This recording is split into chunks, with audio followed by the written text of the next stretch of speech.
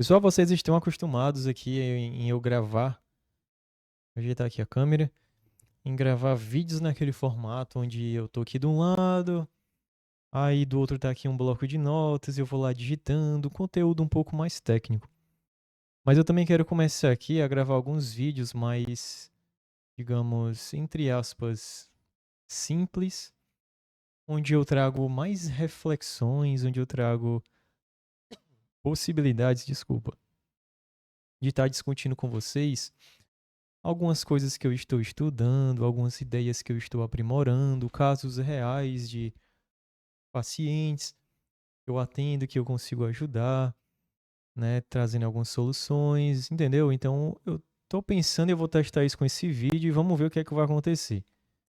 Tá? Peço paciência, porque é o primeiro vídeo que eu tô gravando nesse formato, não tem muito roteiro, é mais o que vem na minha cabeça. No máximo, eu escrevi aqui uns 3 tópicos aqui de coisas que eu quero falar com você. E essa coisa que eu quero falar com você hoje é o quê? Eu estava assistindo na semana passada um podcast, não lembro o nome do podcast, mas é um podcast americano, em inglês, mas é para ver a tradução simultânea lá pelo YouTube, então é muito bom. E o cara é um neurocientista e ele está entrevistando o Jurst Sonnenberg, se não me falha a memória, eu acho que eu sempre confundo o nome dele. Jurst Sonnenberg, não é Sonnenberg, é Berg. É um cara que eu já li alguns trabalhos dele, né, em artigos científicos, pretendo ler o livro dele. Ele é um cara que ele é especialista em microbiota intestinal, que é um tema que para mim é muito caro, que hoje mais do que nunca eu entendo que sem uma microbiota intestinal saudável não dá para ter um intestino também saudável. Essa microbiota ela responde muito a comida que a gente coloca para dentro do nosso intestino. E no decorrer desse podcast, que ele é bem longo, ele tem mais de 2 horas. Eu ainda estou, inclusive, terminando de ver. Eu estou na metade do podcast agora. Mas eu achei interessante que o neurocientista ele fez uma pergunta para o Justin Sonnenberg. Ele falou assim: por que algumas pessoas cortam glúten, né?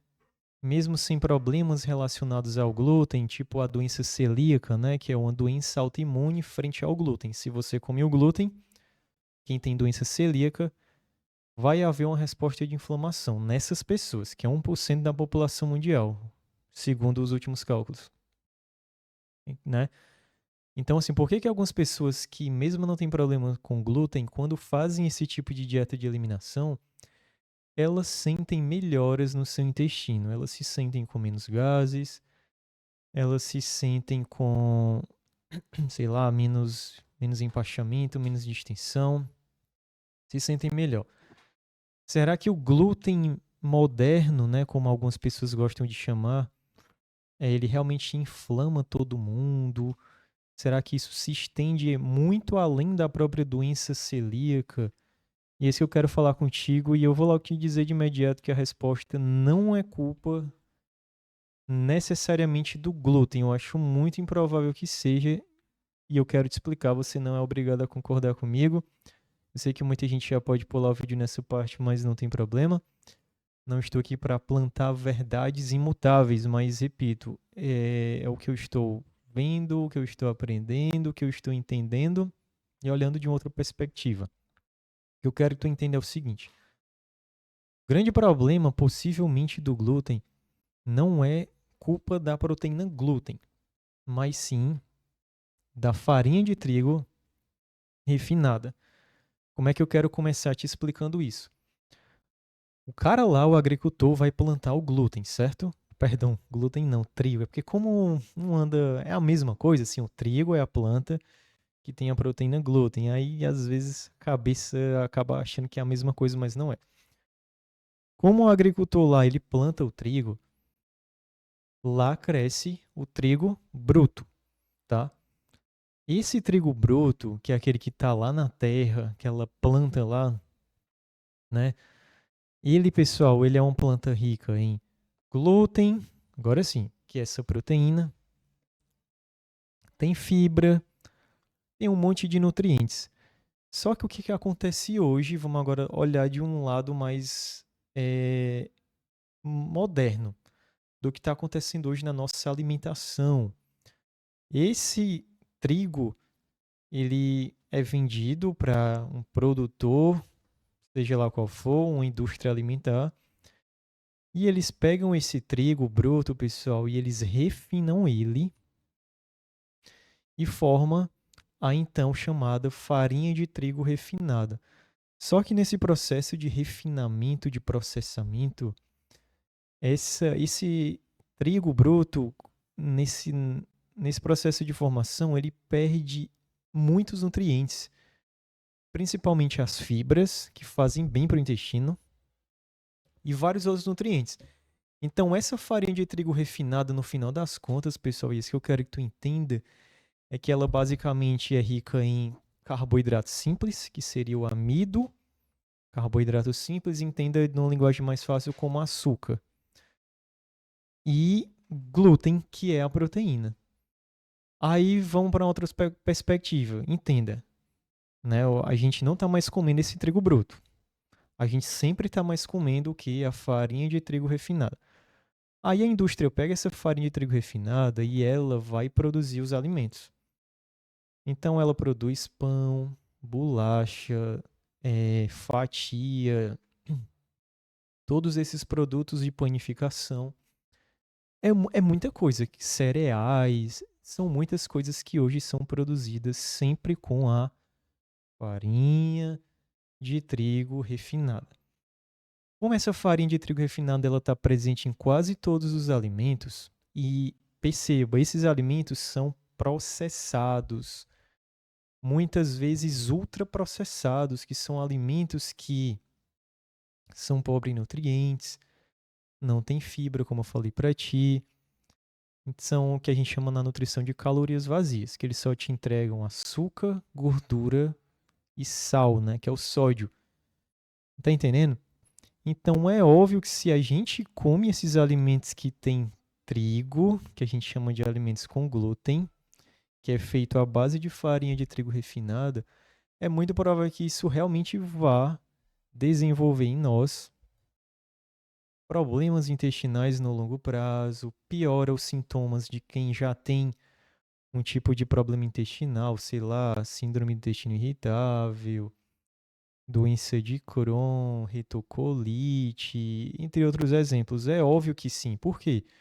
Porque a gente está comendo mais agora eu vou falar na linguagem popular para tu entender. Porque a gente está comendo mais alimentos com glúten que são pobres, né, que não vem do trigo bruto, que vem do trigo bruto, mas não é o trigo bruto. E esses alimentos, eles começam, por serem pobres em fibras e ricos em açúcar, eles começam a o quê? A modificar nossa microbiota intestinal, que é aquele grupo de bactérias que moram no nosso intestino. E esse açúcar só vai alimentando as bactérias ruins, causando a disbiose. Para fechar, a parte mais importante desse vídeo, perceba que o problema então não é o glúten pelo glúten, mas é a farinha de trigo que sim tem o glúten, mas o pior mesmo é porque tem muito açúcar simples, que é esse amido, sem quase nada de fibras. Então a grande confusão parece é simples, mas é até difícil de explicar, né? O celular está descarregando aqui. É até um pouco difícil de explicar porque já está tão impregnado aqui na nossa cabeça, velho. Esses caras conseguiram fazer isso e confundir a nossa cabeça de que o problema é o glúten, mas no final não é o glúten. O problema é o açúcar que está na farinha de trigo. É por isso que se tu cortar esses alimentos que têm glúten, tu vai emagrecer e tu vai se sentir melhor e tu vai ter um monte de redução de sintomas intestinais. Isso vai acontecer, mas não é porque tu tá cortando o glúten. Tu tá, na verdade, cortando, mas não é por ele, pela ausência dele, é, na verdade, pela ausência do açúcar, do amido em excesso. Porque não é natural do ser humano a gente comer essa farinha de trigo. Isso é uma coisa recente da metade do século XX para cá, com a industrialização dos alimentos, com o processamento dos alimentos. Antes o ser humano não comia farinha de trigo refinada, ele ia lá e comia mais o trigo bruto.